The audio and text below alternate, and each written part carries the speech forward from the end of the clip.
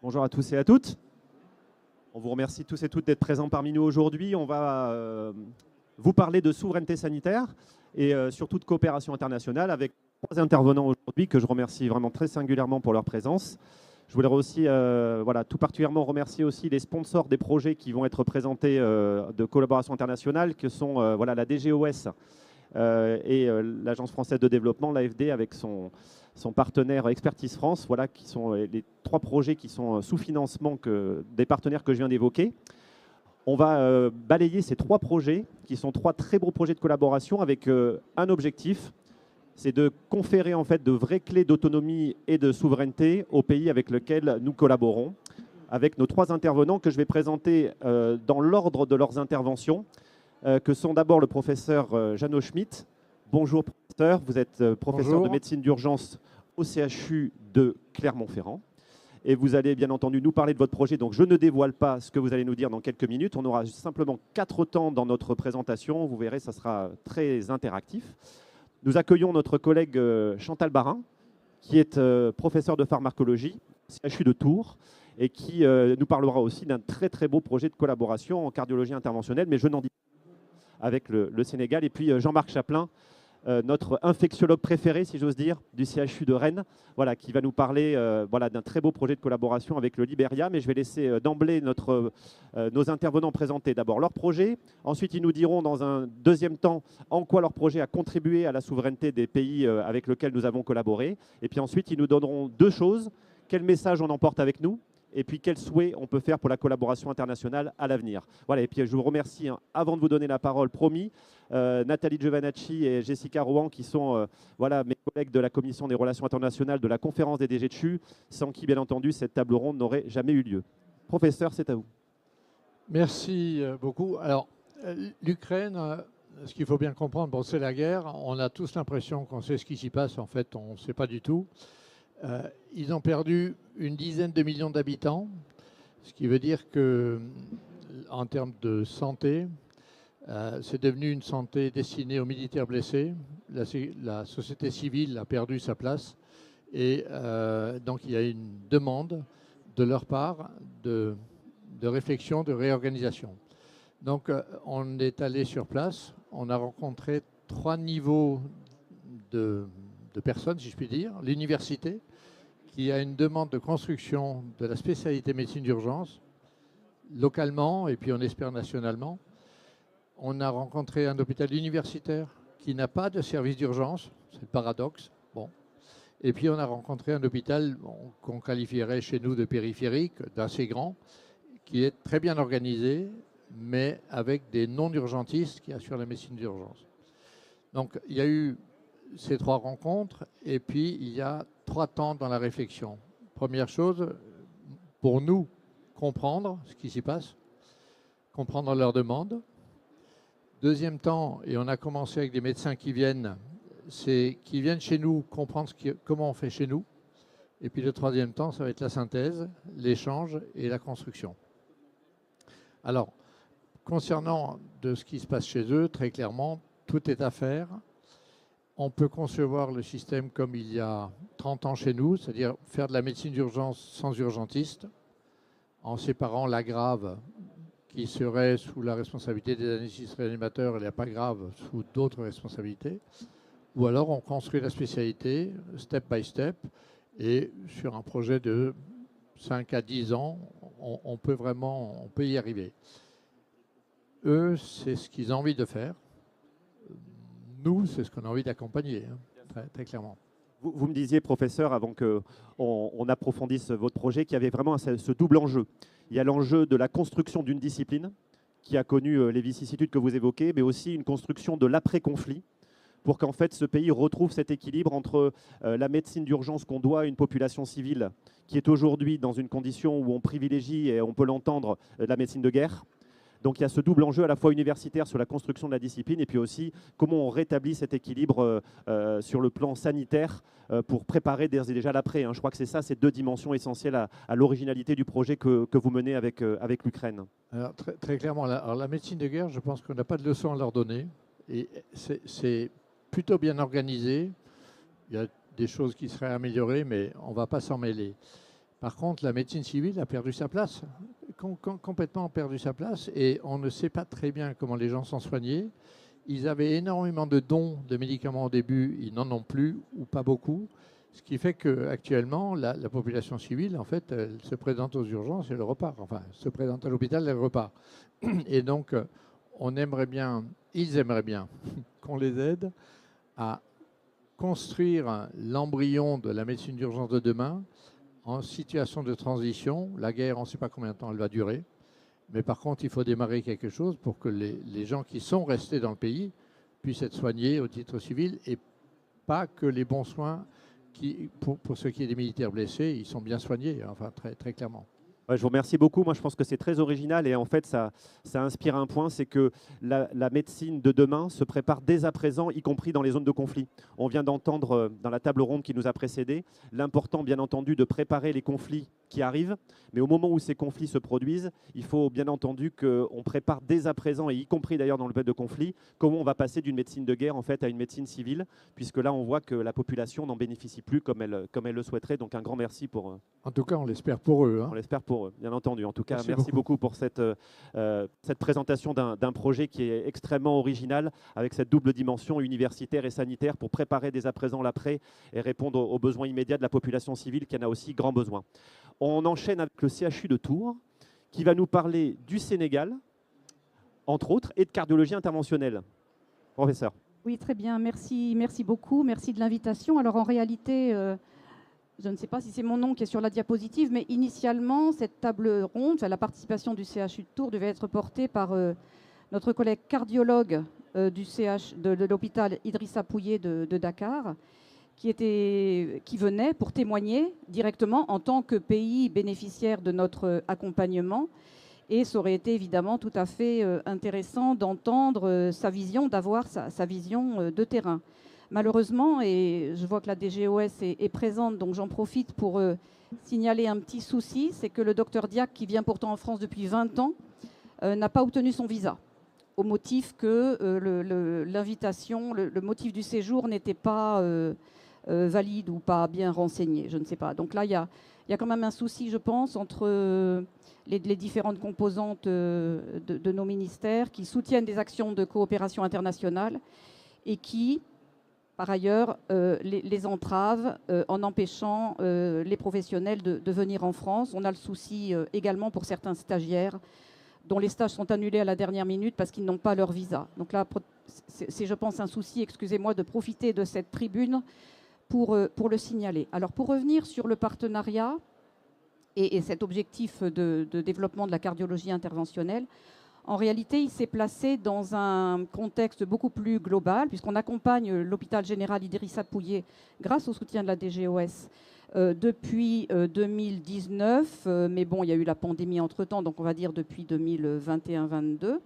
Et au départ, ce partenariat se voulait plurithématique, c'est-à-dire que on organisait des actions dans différents domaines thérapeutiques ou médicaux, en accueillant des professionnels, des médecins, des infirmiers, des agents administratifs. Et en fait, au fil du temps, on s'est rendu compte que ces actions-là, un petit peu ponctuelles, un petit peu one-shot et fractionnées finalement, ne répondaient pas réellement aux besoins de souveraineté sanitaire dont il est question aujourd'hui. Et donc, depuis 3 ans à peu près, on a réorienté nos activités avec cet hôpital-là, en privilégiant des projets de long terme, plutôt que donc la formation ponctuelle de quelques professionnels. Et donc les projets sur lesquels on s'est focalisé sont la transplantation rénale avec donneur vivant, qui est en cours de mise en place. C'est un processus qui est très long, évidemment, avec des contraintes réglementaires et puis techniques et de ressources humaines, donc on y travaille. Et puis donc ce projet de cardiologie interventionnelle, qui est né de la rencontre sur place avec les cardiologues, qui nous ont fait part d'un besoin crucial en fait de prise en charge de ces patients, puisque les maladies cardiovasculaires en Afrique, comme partout ailleurs dans le monde, sont en forte augmentation de prévalence. Donc ils ont beaucoup de patients à prendre en charge, mais malheureusement, il manquait donc de moyens humains, de cardiologues et d'infirmiers formés pour prendre en charge ces patients. Et puis, il manquait également de l'infrastructure, le Cath Lab qui est nécessaire pour réaliser ces interventions. Donc en fait, on a élaboré un plan de formation en plusieurs temps. Donc je vais vous présenter simplement les premières étapes et puis tout à l'heure, on parlera des résultats.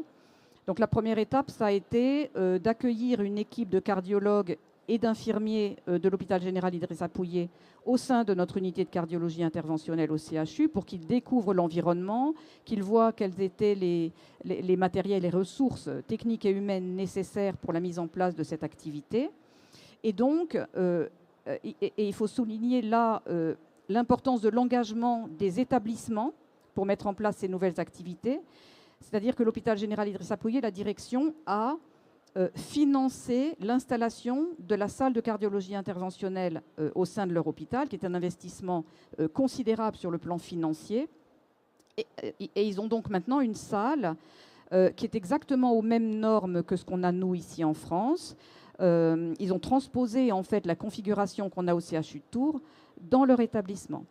Suite à ça, on a donc alternativement accueilli des cardiologues et des infirmiers de l'OGIP pour venir voir comment fonctionnait, et on organise des missions chaque année pour prendre en charge les patients sur place. Et je souligne juste maintenant, j'y reviendrai tout à l'heure, que ces actions que l'on mène avec eux ne peuvent être possibles que grâce à l'accompagnement que l'on a d'une ONG qui s'appelle Horizon Sahel, qui fournit les dispositifs médicaux qui sont nécessaires à ces interventions. Parce qu'une intervention de cardiologie interventionnelle, il faut poser des stents, il faut poser des ballonnets, il faut insérer des sondes. C'est du matériel qui coûte extrêmement cher, qui n'est pas ou peu disponible au Sénégal. Et donc, grâce au mécénat d'entreprises, l'association Horizon Sahel fournit ces dispositifs médicaux à chaque fois qu'on organise une mission sur place. Je crois qu'il faut qu'on précise aussi que c'est typiquement on parle de formation et d'échanges réguliers. Vous vous êtes inscrit dans la durée sur la base d'un partenariat qui ne s'arrête pas à un projet de collaboration, mais dont on voit qu'il s'approfondit chaque année. Donc il y a un engagement déjà dans la durée. Ce qui m'avait frappé dans le témoignage de votre collègue cardiologue de Dakar, c'était la rapidité avec laquelle cette formation et l'échange que vous avez tenu avec eux et l'accompagnement en lien avec l'achat des dispositifs médicaux par cette association leur avons permis de gagner en autonomie très rapidement, vous le préciserez je pense en deuxième partie d'intervention, et de fait ensuite de devenir, mais vous allez nous en parler tout à l'heure, un véritable hub sanitaire régional sur la cardiologie interventionnelle, et puis des perspectives sur d'autres surspécialités de la cardiologie qui va vraiment être le cœur de l'avenir de cette collaboration. Donc en tout cas, un grand merci pour votre témoignage. On passe à Jean-Marc Chaplin. Rennes, c'est le Liberia, c'est Monrovia. Vous allez nous faire voyager dans un pays extraordinaire et avec une thématique, alors là, qui n'est pas une thématique de médecine interventionnelle, mais qui est une thématique de santé publique au sens très large du terme, qui est absolument essentielle et très originale par ailleurs en termes de collaboration internationale. Merci beaucoup pour nous offrir cette tribune déjà pour parler de nos projets et pour cette introduction. C'est vrai que c'est un projet qui est beaucoup basé sur l'humain. Mais qui vient vraiment très en complémentarité de ce qu'on peut faire sur le plan plus technique, technologique. Donc je vais vous en raconter effectivement de quoi il s'agit. Juste pour resituer, le Liberia, c'est un pays avec lequel on a un partenariat au CHU de Rennes depuis assez longtemps, depuis 2007, avec une approche, alors je suis infectiologue, on avait beaucoup travaillé sur l'infection par le VIH au départ, dans les hôpitaux de la capitale Monrovia, pour évoluer après, malheureusement, sur l'épidémie d'Ebola qui a touché le pays, entre autres, en 2014. Et sur le travail de coopération, c'est modifié, c'est élargi du VIH au post-Ebola, et notamment essayer de restaurer la confiance de la population dans le système de santé pour que les personnes reviennent à l'hôpital, puisque Ebola a été quand même assez effroyable dans la désertion de la population du système de santé. Donc il y avait ce travail qui est arrivé après Ebola, donc là on est en 2016 jusqu'en 2020, et finalement assez naturellement, pour restaurer la confiance, il nous est apparu comme une évidence qu'il fallait travailler sur des approches partenariat patient. Ce sont des approches qui sont beaucoup développées en Amérique du Nord, qu'on développe aussi beaucoup au CHU de Rennes déjà depuis de nombreuses années, et qui consistent vraiment à intégrer le patient dans la relation de soins pour qu'il soit beaucoup plus acteur finalement ou actrice dans cette relation et participer donc à la décision médicale, le soignant important finalement son savoir, sa connaissance, et le patient apportant son expérience, son savoir expérientiel, comme on dit, pour que tous les deux, on puisse effectivement avancer et définir finalement un soin qui soit le plus approprié, le plus accepté aussi pour le patient. Donc ces approches de partenariat patient, c'est vrai qu'on a été au Libéria après cette épidémie. Ça nous a paru comme quelque chose, un outil, en tout cas une approche qui pourrait être très intéressante pour justement restaurer la confiance. Donc on a établi ce programme-là, on a débuté en 2021 sur un programme interhospitalier. C'était opéré par la FHF à l'époque sur les 2 premières années, et maintenant c'est opéré sur un financement de l'Agence française de développement. C'est opéré maintenant depuis un peu plus d'1 an par Expertise France. Et l'idée, c'est par des missions d'une équipe mixte du CHU de Rennes qui regroupe médecins, direction et patientes partenaires qui a intégré le projet. On fait des missions sur place, et au départ qui ont été surtout centrées sur la formation des soignants et des patients pour former des groupes mixtes dans les structures dans lesquelles on intervenait. Donc il y a 4 structures différentes, 3 centres de santé, un hôpital, et que ces groupes formés au sein de ces structures puissent définir après des activités qui aillent dans le sens du partenariat patient. Donc je vous ai détaillé un petit peu plus de façon concrète comment ça s'est passé. Et donc le projet a couvert 4 ans de missions, de séminaires et d'installation sur place sur les structures, ces groupes de travail mixtes qui réunissaient les soignants et les patients. Voilà, je pense qu'on peut... Oui, je trouve que, merci beaucoup docteur. Voilà une autre type de collaboration. Moi, quand j'ai découvert votre projet, je ne m'attendais pas du tout à ça en fait. Je trouve qu'en fait c'est très original. On est plus habitué à des collaborations qui sont soit de type d'accompagnement sur le plan universitaire, d'accompagnement sur le plan de l'expertise clinique. Et là en fait on est à un autre abord avec d'autres enjeux. Et je trouve que ce qui est le révélateur de la diversité que vous représentez tous les trois, c'est le fait que vous avez su vous adapter aux besoins que vous aviez en face de vous et pas simplement imposer une vision de la collaboration qui peut être soit une vision très technique, très d'expertise de gestes et d'équipement, ou alors une vision d'accompagnement sur le plan de la formation et du devenir de l'expertise des équipes. Là, on est sur la crise de confiance dans le système de santé et en particulier, vous nous disiez que c'était les hommes. Peut-être que vous pouvez nous expliquer. Bon, en fait, les hommes ne venaient plus. Peut-être parce que culturellement, ils avaient perdu totalement l'habitude et la crainte d'attraper. Voilà.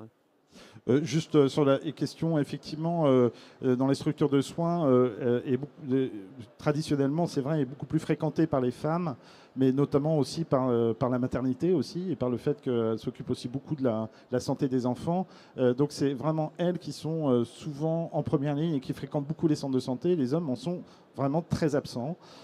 Et c'est vrai que ce projet-là, on a vu, on en parlera un peu dans les effets, on a vu des hommes revenir en fait dans les centres de santé pour consulter, pour se faire vacciner et pour accompagner aussi les enfants. Merci beaucoup. On passe donc à la deuxième partie de vos interventions. Donc, d'abord, est-ce que les premiers résultats sont encourageants ? Et finalement, est-ce que vous avez le sentiment d'avoir commencé à contribuer à cette autonomie et cette souveraineté et non pas d'avoir commencé à créer une dépendance qui pourrait être l'inconvénient des projets de collaboration ? On va commencer cette fois-ci par tour sur, voilà, est-ce que vous avez le sentiment que cette collaboration a commencé à initier cette autonomie? Elle est déjà largement le cas, vous l'avez dit, avec à la fois une extension sur le plan disciplinaire et puis après ce rôle régional de Dakar vis-à-vis de la région dans laquelle il s'inscrit. Oui, tout à fait. On a le sentiment d'avoir vraiment accompagné de manière utile l'établissement. Ce qui est important de noter, c'est que nos équipes travaillent de manière concertée, coordonnée et s'organisent en amont. C'est-à-dire, quand on organise des missions sur place, c'est pas juste on va sur place et puis on découvre ce qu'il y a à faire. Les missions se préparent longtemps à l'avance. Les médecins s'échangent les dossiers patients de manière à identifier clairement les besoins. définir les dispositifs médicaux qui vont être nécessaires pour telle ou telle intervention. Et donc, quand nos équipes arrivent, elles sont immédiatement opérationnelles. Les attaques au bloc, enfin dans la salle interventionnelle, dès le premier matin. Et puis, c'est non-stop jusqu'à la fin de la semaine.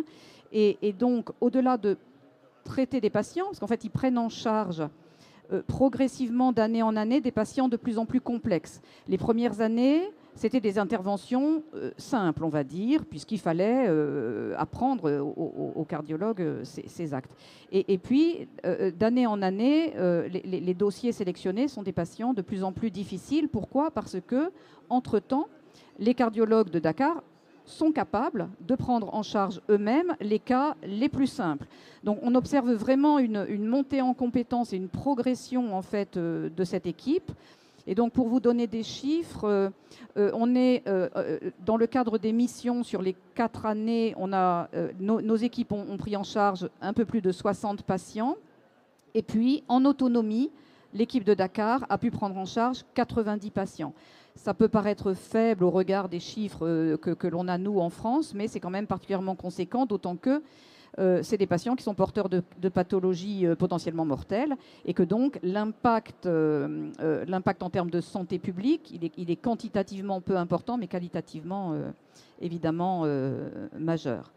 Voilà, l'autre élément qui est important, outre cette autonomisation de l'équipe de cardio d'OGIP qui maintenant prend en charge ces patients, ce qu'on trouve très intéressant dans l'évolution de ce projet, c'est qu'ils sont maintenant centres de formation pour d'autres hôpitaux de la sous-région d'Afrique subsaharienne. Donc ils accueillent des collègues de différents pays, du Bénin, de la Mauritanie, qui viennent in situ se former sur les patients hospitalisés à OGIP. Et donc, on est content de voir que cette coopération, initialement centrée sur un hôpital, finalement bénéficie et bénéficiera à beaucoup plus d'équipes en Afrique et donc beaucoup plus de patients à terme. Un grand merci. Là, typiquement, voilà, c'est le sujet d'autonomie avec l'empowerment des pays dans lesquels vous intervenez. Ça, c'est majeur. Le docteur Bounadiak évoquait aussi l'éventail disciplinaire. Là, c'est de la cardiologie interventionnelle, c'est de l'angioplastie coronaire. Et puis derrière, il y aura la rythmologie interventionnelle qui, je crois, était envisagée aussi. Et puis derrière, la neuroradiologie interventionnelle, le cas échéant, et le vasculaire interventionnel in fine. Donc, on voit bien que là, vous êtes dans un effet d'entraînement hyper positif avec la desserte de la région entièrement. Jean-Marc Chaplin, en quelques mots, voyant le temps qui nous presse un petit peu, finalement, comment vous définiriez-vous le côté, voilà, nous, comment on a contribué à la souveraineté du pays dans lequel on est intervenu et certainement pas à accentuer sa dépendance? Oui, merci. En fait, je pense qu'il y a un mot-clé en fait, qui a défini la méthode de notre intervention, c'est la co-construction. Alors c'est vrai que c'est un mot vedette, on va dire. C'est beaucoup employé, mais ce n'est pas un vain mot, en tout cas dans la façon dont on l'a mis en place, en tout cas dans la façon dont on a mis en place le projet. On a vraiment travaillé avec les collègues libériens pour leur dire, voilà, on a donné finalement de l'espace et du temps pour qu'ils puissent se réunir, pour qu'ils puissent rencontrer les patients, pour les soignants, que les patients puissent rencontrer les soignants et qu'ils puissent ensemble définir finalement qu'est-ce qui pourrait être intéressant à l'échelon d'un centre de santé, à l'échelon d'un hôpital, de pouvoir réaliser comme activité. Donc la co-construction a été vraiment fondamentale et ça, je pense que c'est un levier puissant sur la pérennisation des projets et sur la souveraineté.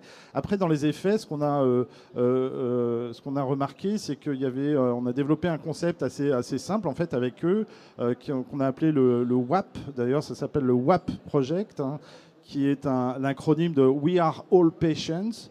On est tous des patients à un moment donné dans notre vie pour vraiment intégrer mieux les patients dans le soin. Et c'est vrai que ce concept et cette approche a beaucoup plu, ça a bien marché et ça a vraiment changé radicalement l'accueil des soignants vis-à-vis des patients dans les centres de santé. Un petit peu moins à l'hôpital, on va dire, mais en tout cas dans les centres de santé de proximité.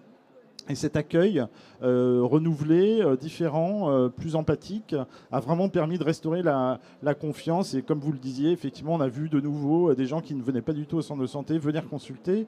quand on sait qu'il y a des médicaments essentiels, mais que les patients arrivent très tard dans le soin dans certaines zones d'Afrique subsaharienne, le fait d'arriver plus précocement permet effectivement de pouvoir mieux traiter les personnes. Donc vraiment, l'intégration, l'accueil, il reste beaucoup à faire, mais en tout cas, ça a été des éléments très déterminants, en tout cas, dans l'apport du projet.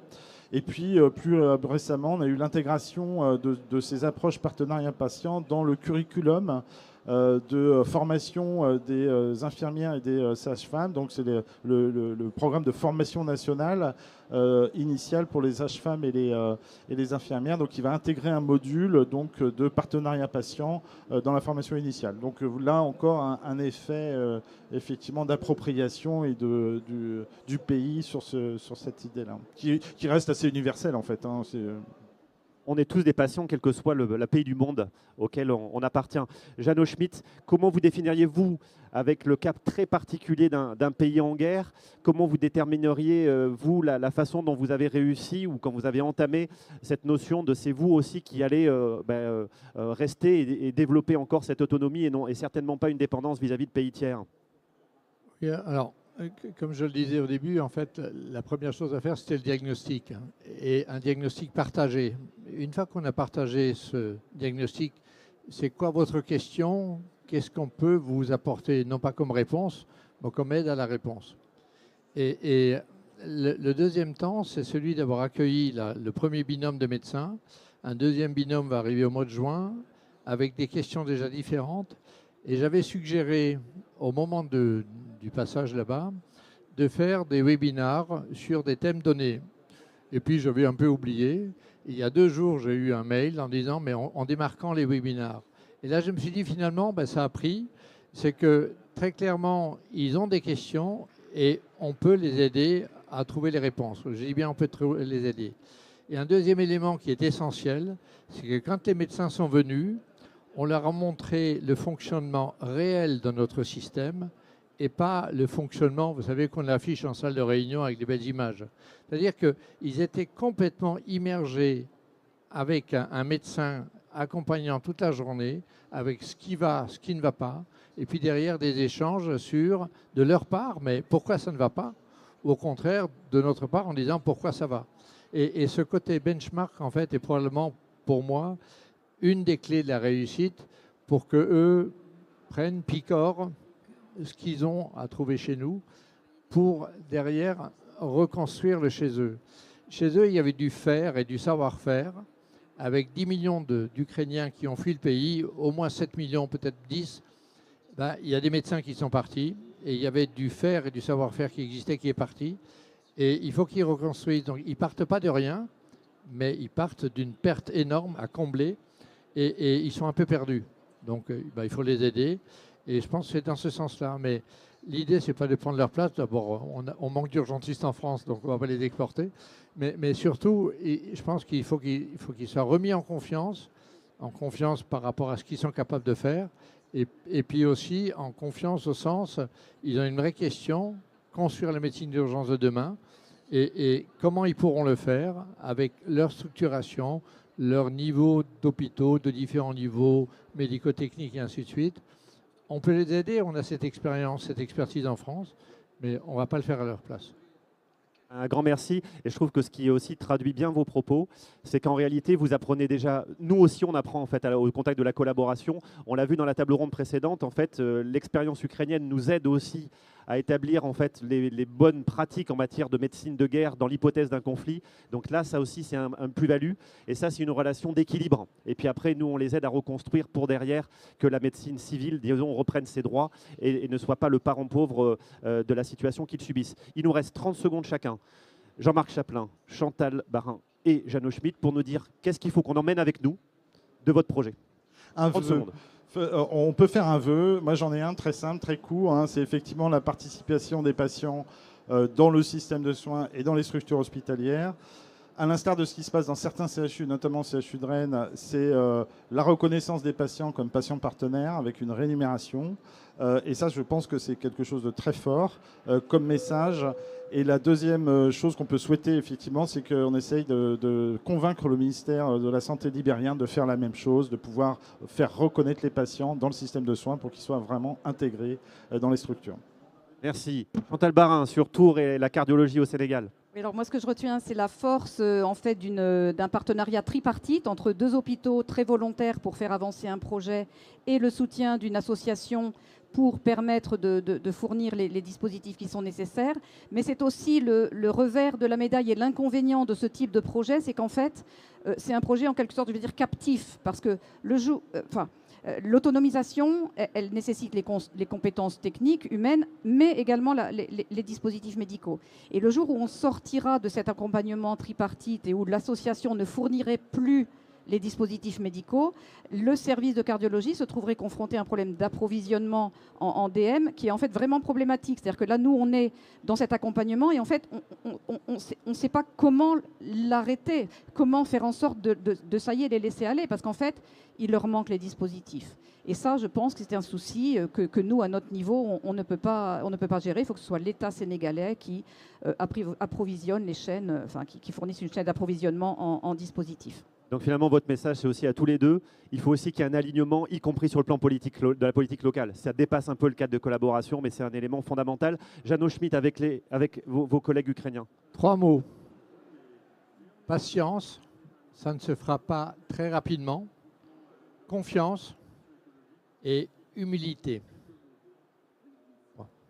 Un grand merci, c'est des mots sages et importants à emporter avec nous. Et une nouvelle fois, un très grand merci à tous les trois. Bravo à vous et à vos équipes pour l'exceptionnelle qualité de ces projets de collaboration très variés, très complémentaires et plein d'instructions pour la suite. Un grand merci une nouvelle fois pour votre participation. Merci à vous dans l'audience pour nous avoir écoutés. À très bientôt et restez pour la table ronde qui nous suit sur l'IA souveraine. Voilà, à très bientôt.